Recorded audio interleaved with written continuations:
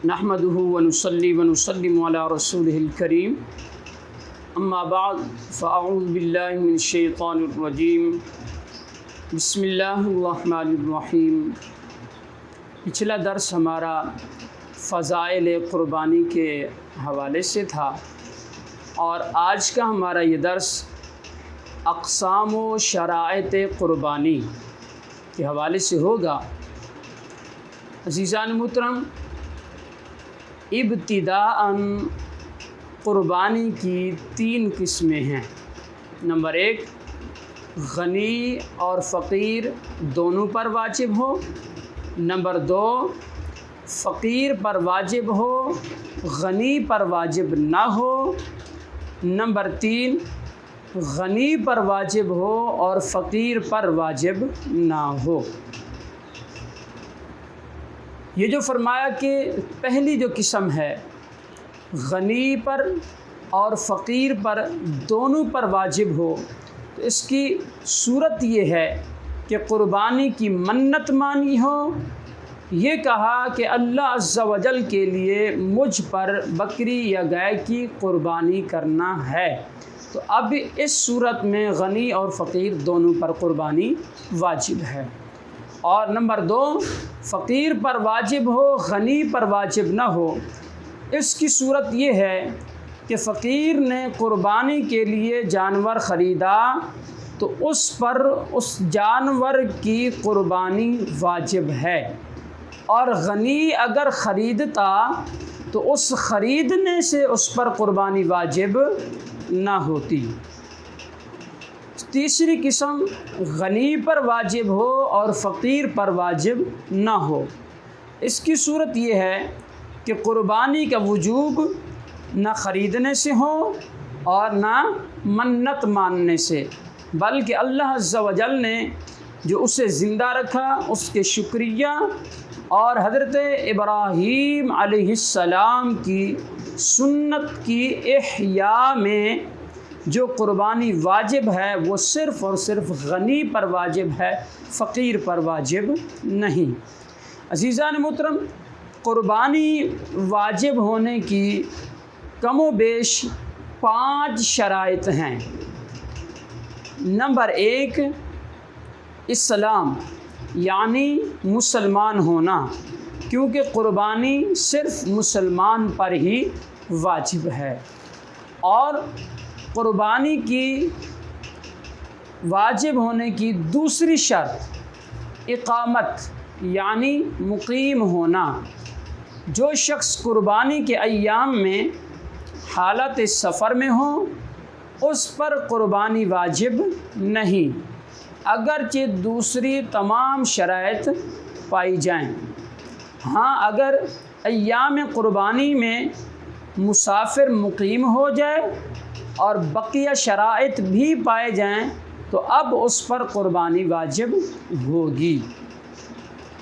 مسئلہ سماعت فرما لیجئے کہ مسافر پر قربانی واجب تو نہیں ہے، مگر نفل کے طور پر وہ قربانی کر سکتا ہے۔ تیسری شرط تونگری یعنی مالے کے نصاب ہونا۔ یہاں مالداری سے یعنی مالے کے نصاب ہونے سے مراد وہی ہے جس سے صدقہ فطر واجب ہوتا ہے، وہ مراد نہیں ہے جس سے زکوٰۃ واجب ہوتی ہے۔ یعنی زکوٰۃ واجب ہونے کے لیے سال کا گزرنا شرط ہے، صدقہ فطر وغیرہ واجب ہونے کے لیے سال کا گزرنا شرط نہیں ہے۔ اسی طرح ایام قربانی میں اس کے پاس اتنا مال آ جائے جس سے وہ مالے کے نصاب ہو جائے تو اب اس پر قربانی واجب ہو جائے گی۔ چوتھی شرط بلوغ یعنی بالغ ہونا۔ اس میں مرد عورت کی تفریق نہیں ہے، بالغ مرد و عورت دونوں پر قربانی واجب ہے۔ اگر دوسرے شرائط پائے جائیں تو جب دوسرے شرائط پائے جائیں گے تو اب چاہے وہ مرد ہو یا عورت ان پر قربانی واجب ہو جائے گی۔ اس طرح نابالغ کے سلسلہ میں فقہا کا اختلاف ہے، مگر فتویٰ اسی قول پر ہے کہ نابالغ پر قربانی واجب نہیں ہے۔ نمبر 5 یعنی 5ویں شرط، نماز عید کے بعد ہونا۔ شہر میں قربانی کی جائے تو یہ شرط ہے کہ نماز عید کے بعد قربانی ہو، نماز عید سے پہلے قربانی نہیں ہو سکتی۔ اگر کسی نے کر بھی لی تو اس کو قربانی کا ثواب نہیں ملے گا، وہ محض اس کے لیے گوشت ہے۔ مسئلہ سماعت فرما لیجئے کہ دیہات میں چونکہ نماز عید نہیں ہے، یہاں طلوع فجر کے بعد ہو سکتی ہے۔ دیہات میں بھی بہتر یہ ہے کہ طلوع آفتاب کے بعد قربانی کی جائے۔ اگر شہر میں متعدد جگہ پر نماز عید ہوتی ہو تو پہلی جگہ ہو جانے کے بعد قربانی کرنا جائز ہے۔ یہ ضروری نہیں ہے کہ عیدگاہ میں نماز ہوگی تو قربانی ہوگی، بلکہ کسی مسجد وغیرہ میں بھی نماز عید ہو گئی ہے اور عیدگاہ میں ابھی نماز عید ادا نہیں کی گئی تو اب بھی اگر کوئی شخص قربانی کرنا چاہے گا تو اس کی قربانی ہو جائے گی۔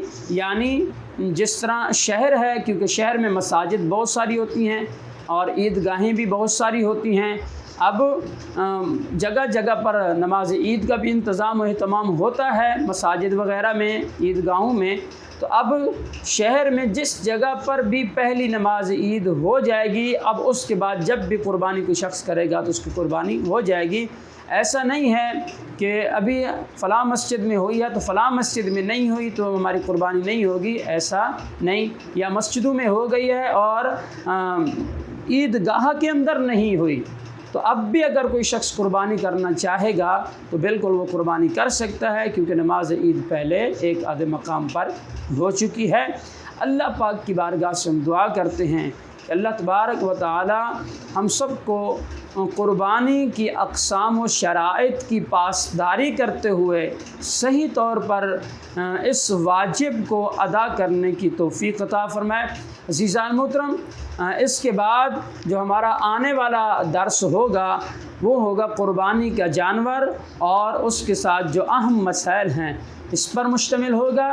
لہٰذا اگر آپ نے ہمارے چینل کو سبسکرائب نہیں کیا تو براہ کرم ہمارے چینل کو سبسکرائب کر لیجئے تاکہ آنے والے جو ویڈیو کلپس ہمارے ہیں، جو درس ہیں، وہ آپ کو مل سکیں اور شریعت مطہرہ کے اہم مسائل سے ہم واقف ہو سکیں۔ اللہ پاک ہم سب کا حامی و ناصر ہوں۔ وآخر دعوانا ان الحمد للہ رب العالمین۔